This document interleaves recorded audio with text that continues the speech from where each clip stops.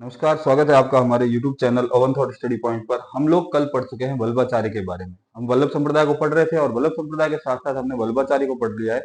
एक ध्यान रखना, वल्लभाचार्य के एक पुत्र थे जिनका नाम था विठलनाथ। विठलनाथ ने अष्टाध्यायी या अष्ट कवि एक मंडली का निर्माण किया था। उस मंडली में कौन कौन से वो थे सारे, उसके बारे में देख लेते। कवि कौन कौन से थे। अष्टछाप मंडली का उन्होंने निर्माण किया था। वल्लभाचार्य के पुत्र हुए थे जिनका नाम था विठलनाथ। विठलनाथ किनके पुत्र थे? वल्लभाचार्य के पुत्र थे। तो इन्होंने अष्टछाप कवि मंडली का निर्माण किया था।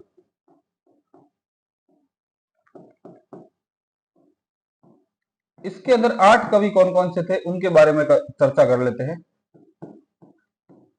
तो ध्यान रखना, पहला जो अष्टछाप कवि मंडली में कवि था वो था कौन? इनका शिष्य सूरदास। ठीक है, किनका पुत्र था? सॉरी, विठलनाथ के अष्टछाप कवि मंडली के अंदर सूरदास जो थे वल्लभाचार्य के पुत्र थे। ठीक है ना। दूसरा नाम था इनका, ध्यान रखना, एक और इनके अंदर कवि थे, उनका नाम था आपके कृष्णदास।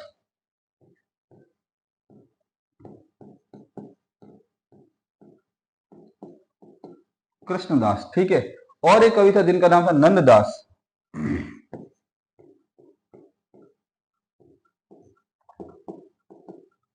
एक और कवि थे जिनका नाम था आपके, ध्यान रखना, कुंभन दास। कुंभन दास, कुंभन दास। ठीक है। 5 नंबर पे अपन ले लेते हैं एक और कवि जिनको आगे गोविंद स्वामी के नाम से जानते हैं।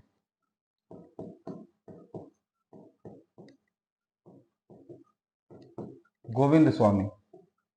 6 नंबर पे ले लेते हैं हम। 6 नंबर पे जो शिष्य थे उनको ले लेते हैं। उनका नाम था, ध्यान रखना, चित्त स्वामी।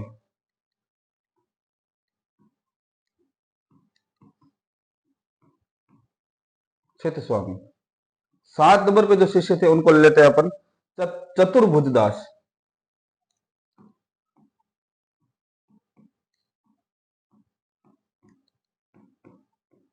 चतुर्भुज दास, ठीक है। 8 नंबर पे एक शिष्य और था, एक कवि और थे, उनको ले लेते हैं, वो थे परमानंद दास।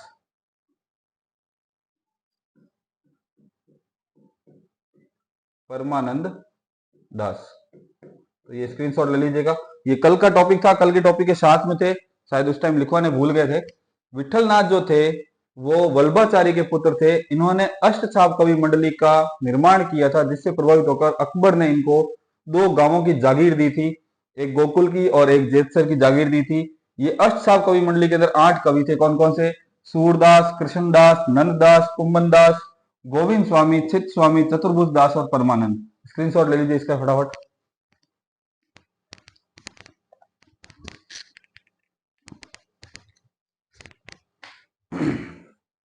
आज हम देखते हैं वल्लभ संप्रदाय के बारे में। ठीक है, कल वल्लभाचार्य के बारे में पढ़ चुके थे।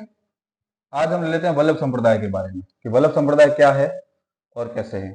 तो कल मैं आपको बता चुका हूं कि वल्लभ संप्रदाय की जो है सर्वप्रथम स्थापना करने वाले कौन थे।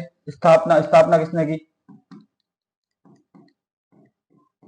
स्थापना करने वाले थे कौन? वल्लभाचार्य।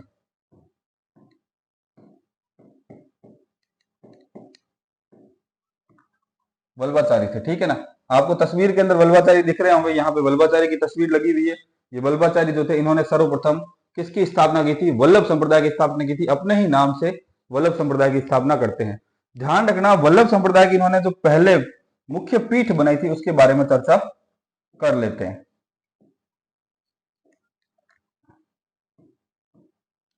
ठीक है, ये मंदिर है।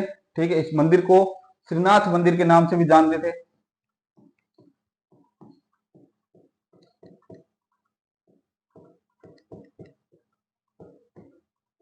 श्रीनाथ मंदिर, यहां पर भगवान कृष्ण के बाल रूप की पूजा की जाती थी। कृष्ण के बाल रूप की पूजा।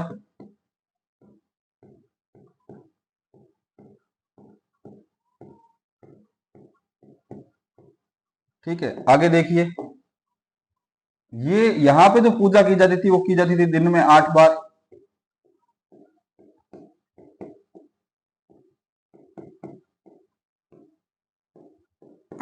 दिन में 8 बार पूजा की जाती थी, ध्यान रखना।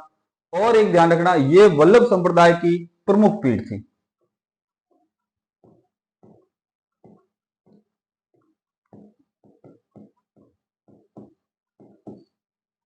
वल्लभ संप्रदाय की प्रमुख पीठ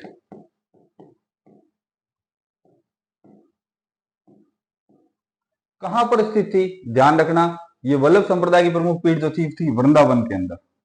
लोकेशन क्या है इसका? वृंदावन, वृंदावन के अंदर थी, ठीक है ना। आगे देखिए, ये बात चल रही है वल्लभाचार्य के समय की। इन्होंने एक वृंदावन के अंदर एक पीठ की स्थापना की जहां पर भगवान कृष्ण के बाल रूप की पूजा की जाती थी, और बाल रूप को श्रीनाथ जी के नाम से जानते थे, इसलिए इस मंदिर को श्रीनाथ मंदिर कहते थे। ये वल्लभ संप्रदाय की प्रमुख पीठ थी, दिन में 8 बार यहाँ पर पूजा अर्चना की जाती थी। अब बात आती है 1669 की। ध्यान रखना, हिंदुस्तान का बादशाह 1669 के अंदर हिंदुस्तान का बादशाह था कौन? औरंगजेब। औरंगजेब ने इस मंदिर को, यानी वृंदावन के सारे मंदिरों को तोड़ने की, वृंदावन के मंदिरों को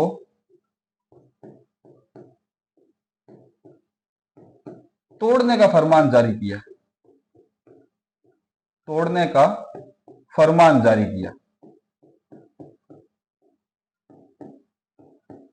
देखो, मुगल काल के अंदर 2 बादशाह अपने खास तौर से देखे जाते हैं। एक तो अकबर, ध्यान रखना, जो वल्लभाचार्य के पुत्र विठल नाथ से प्रभावित होकर इनको गोकुल तथा जेतसर की क्या देते हैं? जागीर। उसी वंश में आगे चलकर एक बादशाह आता है, क्या नाम है? औरंगजेब। 1669 की बात है, वृंदावन के ये सारे मंदिरों को तोड़ने का फरमान जारी करता है। तब इस मंदिर में उस समय 2 पुजारी हुआ करते थे, ठीक है ना। ध्यान रखना, इस मंदिर में 2 पुजारी हुआ करते थे। एक का नाम था गोस्वामी दामोदर और एक का नाम था गोस्वामी गोविंद, ठीक है ना। इस मंदिर के क्या होते थे? 2 पुजारी थे। इस मंदिर के 2 पुजारी, गोस्वामी, क्वेश्चन पूछा गया है इनके बारे में, दामोदर और गोस्वामी गोविंद।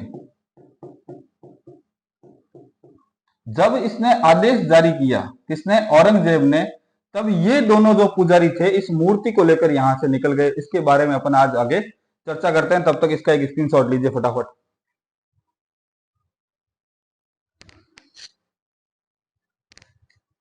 ठीक है,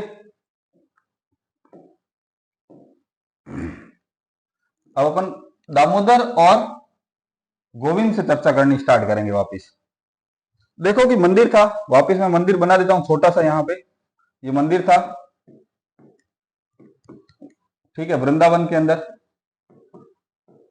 यहां के 2 पुजारी थे, गोस्वामी दामोदर,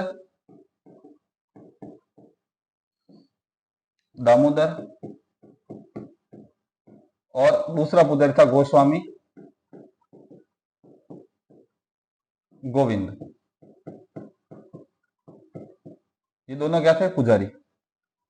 अब ये क्या करते हैं कि मुख्य मूर्ति को, ध्यान रखना, ये दोनों पुजारी जो थे, ये मुख्य मूर्ति को वहां से लेकर निकल जाते हैं औरंगजेब के आदेश से।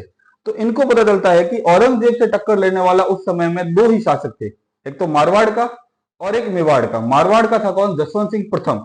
तो ये पहले कहां जाते हैं?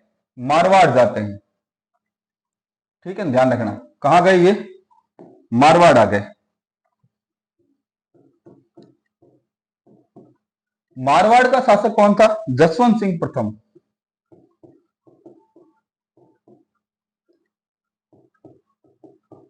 जसवंत सिंह प्रथम, फर्स्ट, यहां लिख रहा हूं मैं फर्स्ट। ये यहां आ गए, मारवाड़ आ गए। और मारवाड़ में भी सबसे पहले किस गांव के अंदर आए थे? ये भी ध्यान रखना, कदम खड़ी गांव के अंदर आए थे। कौन से गांव में आए मारवाड़ के? कदम खड़ी गांव।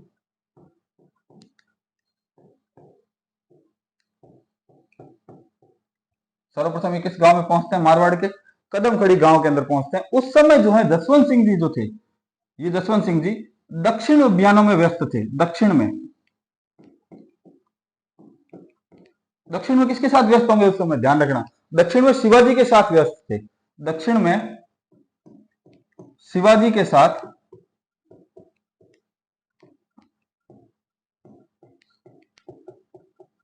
युद्ध में व्यस्त। जब जसवंत सिंह जी मारवाड़ में थे ही नहीं, तो यहां पे कौन थे? तो यहां पे मारवाड़ कौन संभाल रहे थे? इनके सरदार संभाल रहे थे। किसके? जसवंत सिंह जी के सरदार। औरंगजेब का हुक्म था कि इनको जो कोई शरण देगा, वो ध्यान रखना औरंगजेब उनसे लड़ाई करेगा। तो यहां के जो मारवाड़ के सरदार थे, मारवाड़ के सरदारों ने औरंगजेब के डर से शरण देने से मना किया। शरण देने से मना कर दिया। ठीक है। अब ये कुछ टाइम तक मारवाड़ में भटकते रहे, और जिस समय ये मारवाड़ में भटक रहे थे, तो ध्यान रखना भगवान कृष्ण की जो वो इनके पास बाल रूप की मूर्ति थी, तो मारवाड़ में जहां भटक रहे थे, तो ये भटकते रहे। भटकते हुए मुख्य मूर्ति को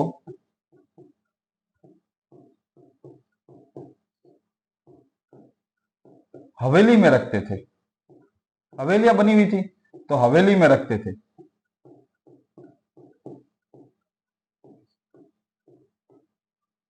तो हवेली संप्रदाय का संबंध या हवेली का संबंध भी इस कारण जो है वो इस संप्रदाय से जुड़ जाता है, वल्लभ संप्रदाय से जुड़ जाता है।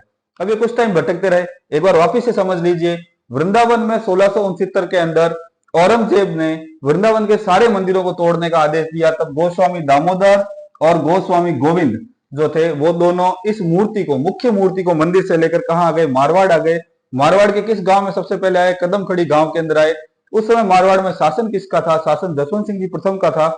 और इस जसवंत सिंह जी के बारे में कहा जाता है, जब इनकी मृत्यु हुई थी, तब औरंगजेब ने कहा था कि आज कुफ्र का दरवाजा खुल गया, यानी कि आज जो हमारा दुश्मन था, वो उसकी आज डेथ हो गई है। तो जब ये दोनों मूर्ति लेके मारवाड़ में, तो जसवंत सिंह जी कहां व्यस्त थे? तो जसवंत सिंह जी जो थे दक्षिण के अंदर शिवाजी के साथ व्यस्त थे। तब मारवाड़ के सरदारों ने इन्हें शरण देने से मना कर दिया। तो ये मारवाड़ में भटकते रहे कुछ समय तक, और भटकते रहे उस समय मूर्ति को कहां रखते थे? ये तो मूर्ति को हवेली में रखते थे। तो आज भी हवेली शब्द जो है वो इस संप्रदाय के साथ जुड़ गया है। इनके मंदिरों को आज भी हवेली नाम से जाना जाता है मारवाड़ के अंदर। ठीक है ना। अब बेचारे कहां जाए?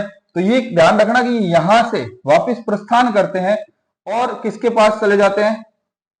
एक और जगह आ जाते हैं। ये किसके पास आ जाते हैं? मेवाड़ आ जाते हैं ये। अब मेवाड़ के अंदर उस समय कौन सा शासक था? ध्यान रखना, मेवाड़ के अंदर था महाराणा राज सिंह, टीका दौड़ वाला महाराणा राज सिंह। हिस्ट्री के अंदर इसको पढ़ेंगे, बड़ा ही। महाराणा प्रताप के बाद यदि कोई शासक हुआ है जिसने मुगलों के साथ वापस से वही शत्रुता निभाई है, तो वो महाराणा राज सिंह थे। खूब छकाया था मुगलों को। मुगल अपने उधर शाहजहां की डेथ होने वाली थी, और ये चारों भाई आपस में युद्ध में व्यस्त थे, तो इन्होंने बहुत आपस में मुगलों के साथ में इन्होंने खूब लड़ाइयां की है। तो मेवाड़ के शासक थे उसमें कौन? महाराणा राज सिंह। और ये दोनों पहुंचते हैं मेवाड़ के कौन से गांव के अंदर? सिहाड़ गांव के अंदर। सिहाड़ गांव पहुंचते हैं। ठीक है, सिहाड़ गांव पहुंचते हैं, जिसको आज की डेट में आज क्या कहा जाता है? नाथ द्वारा। आज क्या कहते हैं उसको? वर्तमान में किस नाम से जाना जाता है? नाथ द्वारा में। तब महाराणा राज सिंह सन 1671-72 के अंदर सिहाड़ गांव के अंदर भगवान कृष्ण के भव्य मंदिर का निर्माण करवाते हैं। उसके बारे में अपन चर्चा कर लेते हैं। ये स्क्रीनशॉट आप फटाफट ले लीजिए।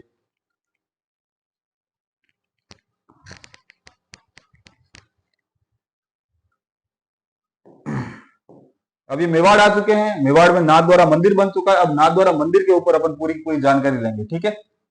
मूर्ति कौन सी है? ध्यान रखना, मूर्ति वही है वृंदावन वाली। ये घूम फिर के पहले देखो, वृंदावन से कहा आ रही है? मारवाड़। मारवाड़ से कहा आ रही है? मेवाड़। मारवाड़ में शरण मिली नहीं, क्योंकि जसवंत सिंह जी युद्ध में व्यस्त थे। तो महाराणा राज सिंह ने कहा अपने आ जाओ, देख लेंगे कैसा औरंगजेब है। ठीक है ना। तो अब चलते हैं अपन नाथ द्वारा सिहाड़ गांव के अंदर। तो अब ये लोग पहुंच जाते हैं सिहाड़ गांव नाथ द्वारा में। वहां पर राज सिंह जी के द्वारा एक भव्य मंदिर का निर्माण करवाया जाता है। उस भव्य मंदिर को हम यहां बना लेते हैं। अब इस भव्य मंदिर का हो गया निर्माण। किसने करवाया निर्माण?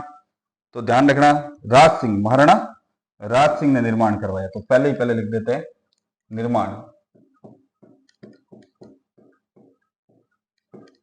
राज सिंह। ध्यान रखना, वापस कह रहा हूं, महाराणा प्रताप के बाद में यदि कोई शासक हुआ है जिसने मुगलों के साथ में अपनी शत्रुता को निभाया है, वो है महाराणा राज सिंह जी। ठीक है ना। महाराणा राज सिंह जी निर्माण कब करवाते हैं? 1671-72 के अंदर। ध्यान रखना 1671,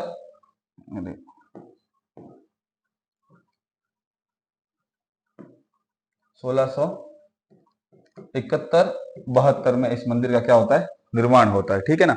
आगे देखते हैं। अब जब मंदिर बनेगा तो मंदिर में क्या होगी? मूर्ति की प्रतिष्ठापना होगी। तो मूर्ति की प्रतिष्ठापना कौन करते हैं, ये भी ध्यान रखना। तो प्रतिष्ठापना वही दो जो आए थे ना लेके, गोस्वामी गोविंद और गोस्वामी दामोदर, तो वो दोनों थे यहाँ पे। तो पंडित कौन थे? दामोदर और गोविंद, इन दोनों ने, ध्यान रखना,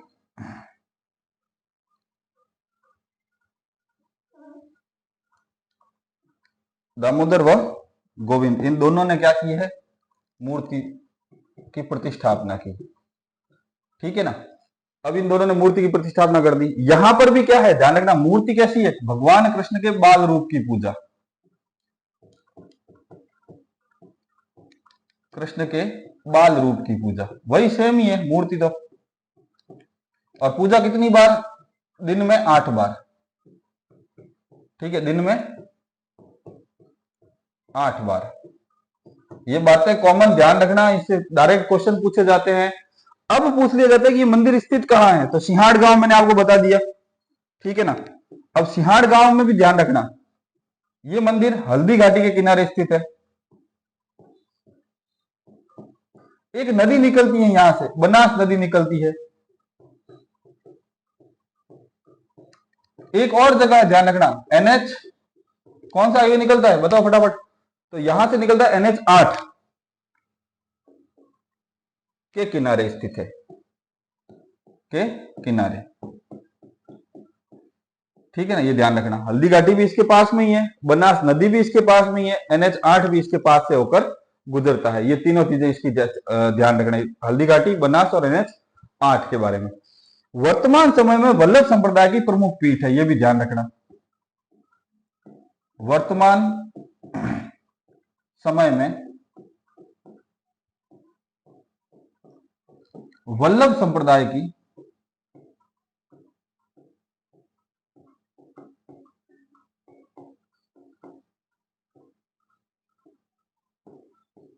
प्रमुख पीठ। आज तक जितनी भी पीठें हैं, ध्यान रखना, सबसे बड़ी पीठ अगर किसी को माना जाता है, नाथ द्वारा सिंहाड़ गांव के अंदर है, राजसमंद के अंदर, ये सबसे बड़ी पीठ है। क्योंकि यहाँ पे जो मूर्ति लगी हुई है, ये मूर्ति खुद वल्लभाचार्य द्वारा प्रतिष्ठापित की गई थी। कहां पर? वृंदावन के अंदर। वही मूर्ति यहाँ लाके लगाई गई है। तो ये सबसे बड़ी पीठ इसी को माना जाता है। आगे ध्यान रखना, इस मंदिर में भगवान कृष्ण के बाल रूप की पूजा होती है। तो अपन बना लेते हैं छोटा सा बाल रूप। तो यहाँ बाल रूप की पूजा होती है, छोटे से बाल रूप है। इस मंदिर में ध्यान रखना, कृष्ण के मूर्ति के पीछे की तरफ में कुछ ऐसी आकृतियां बनी हुई है। तो ध्यान रखना, इसको पिछवैया कहते हैं। पिछवैया,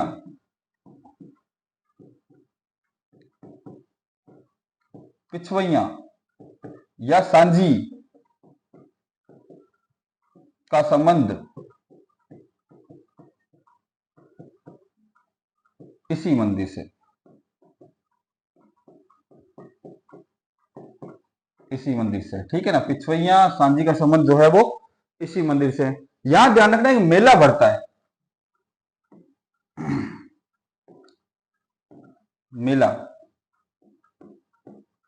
कब भरेगा भाई? कृष्ण भगवान का मंदिर है तो कब भरेगा?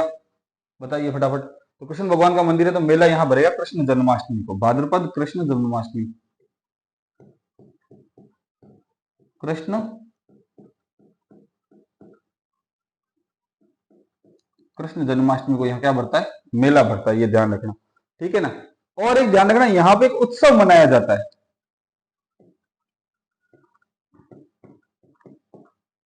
उत्सव, उत्सव कौन सा मनाया जाता है? तो यहां पे अन्नकूट महोत्सव मनाया जाता है, अन्नकूट महोत्सव। इसी महोत्सव को ध्यान रखना भीलों की लूट भी कहा जाता है। इसी महोत्सव को किस नाम से जाना जाता है? भीलों की लूट के नाम से, बारे में भी, भीलों की लूट से भी जाना जाता है। कैसे बताऊं, एक बार समझ लीजिए। अन्न का मतलब क्या होता है? अनाज। कूट का मतलब क्या होता है? पहाड़। तो यहां पर ध्यान रखना, अनाज का पहाड़ बनाया जाता है। ठीक है, इसमें अनाज कौन सा होता है? गरम चावल। और इसको लूटते कौन है? इस गरम चावल को ध्यान रखना, भील लूटते हैं।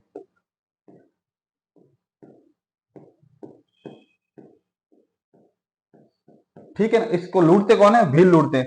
सुबह लगाते हैं, मतलब सुबह के 10 साढ़े 10 बजे, 12 बजे तक सारा लूट के ले जाते हैं भील।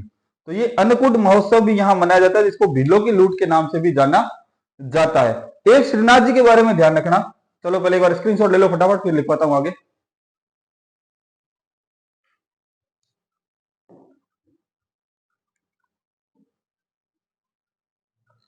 श्रीनाथ जी को सात ध्वजा का स्वामी भी कहा जाता है। इसी मंदिर को श्रीनाथ मंदिर कहते हैं। तो श्रीनाथ जी को सात ध्वजा का स्वामी कहा जाता है। श्रीनाथ जी,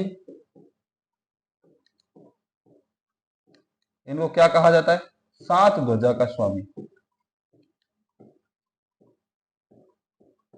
सात ध्वजा का स्वामी। भाई क्यों कहते हैं सात ध्वजा का स्वामी? ऐसा क्या किया है श्रीनाथ जी ने? तो ध्यान रखना, ये सात मंदिर है। तो सातों मंदिर की जो मुख्य पीठ है वो कौन सी है? अभी मैंने आपको बताई, सिंहाड़ गांव नाथ द्वारा है। ठीक है ना। तो यहां पर सात ध्वजा का स्वामी क्यों कहते हैं? तो ध्यान रखना, पहले ही पहला मंदिर कौन सा है? तो जो मंदिर है वो सीधा सीधा लिख देते हैं, नाथ द्वारा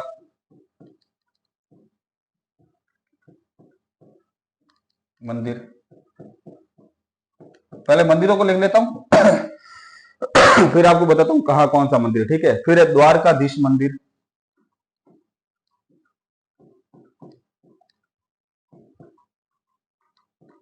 द्वारकाधीश मंदिर। ठीक है, आगे दो मंदिर और लिख लेते हैं फटाफट, कौन से? एक है गोकुल चंद्र मंदिर,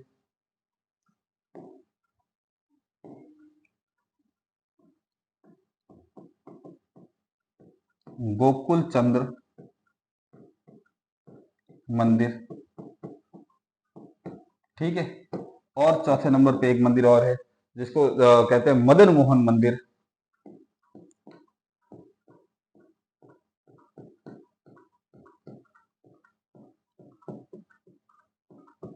मदन मोहन मंदिर। पांचवें नंबर पे एक और मंदिर ले लेते हैं अपन, जिसको कहते हैं मथुराधीश मंदिर,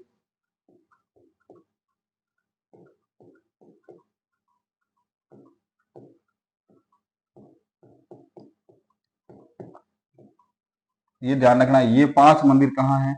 राजस्थान में, राजस्थान में। अब दो मंदिर जो आएंगे वो राजस्थान में नहीं है, वो कौन कौन से हैं वो भी देख लीजिए। दो मंदिर, एक गोकुलनाथ मंदिर छठे नंबर पे,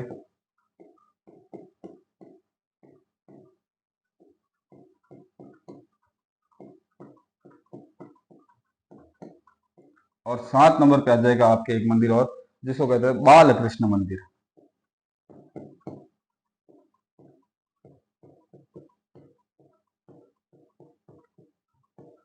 बाल कृष्ण मंदिर। चलो इनकी अब पहले इन दो मंदिरों और नीचे वाले दो मंदिरों का देख लेते हैं कि इन ये मंदिर कहाँ कहाँ स्थित है। ठीक है ना, तो नीचे वाले दो मंदिरों को पहले देख लेंगे, ये मंदिर कहाँ कहाँ स्थित है। तो सबसे पहले देख लेते हैं कि बाल कृष्ण मंदिर कहाँ स्थित है। तो ये ध्यान रखना, ये मंदिर जो है सूरत गुजरात के अंदर है, सूरत गुजरात। ये सीधा सीधा गोकुलनाथ मंदिर, ये गोकुल में होगा। तो गोकुल, गोकुल कहाँ पे है भाई? गोकुल यूपी के अंदर।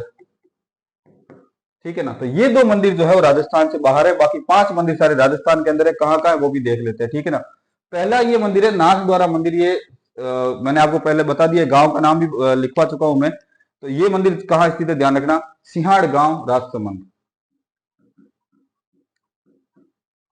सिंहाड़ गांव राजसमंद।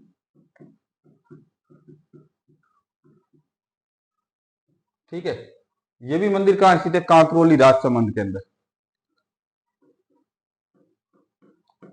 कांकरोली राजसमंद। तो ये 2 मंदिर तो हो गए राजसमंद में, ठीक है ना। अगले 2 मंदिर जो है वो कहाँ स्थित है वो भी देख लेते हैं अपन फटाफट। ये दोनों मंदिर भरतपुर के अंदर है, गांव अलग अलग है, ध्यान रखना। ये दोनों मंदिर कहाँ है? भरतपुर। ये गोकुल चंद्र मंदिर ये प्रॉपर भरतपुर के अंदर है, ठीक है। और मदन मोहन मंदिर जो है वो ध्यान रखना कामा भरतपुर के अंदर है, कामा भरतपुर। और ये मथुराधीश मंदिर जो है वो ध्यान रखना कोटा के अंदर है। तो ये 2 भरतपुर के, ये 2 राजसमंद के, ये कोटा का, ये राजस्थान के बाहर के मंदिर स्थित है। तो ये इसका स्क्रीनशॉट भी ले लीजिए साथ में। और वापस एक बार देख लेते हैं। आज हमने पढ़ा वल्लभ संप्रदाय के बारे में। वल्लभ संप्रदाय की स्थापना वल्लभाचार्य द्वारा की गई।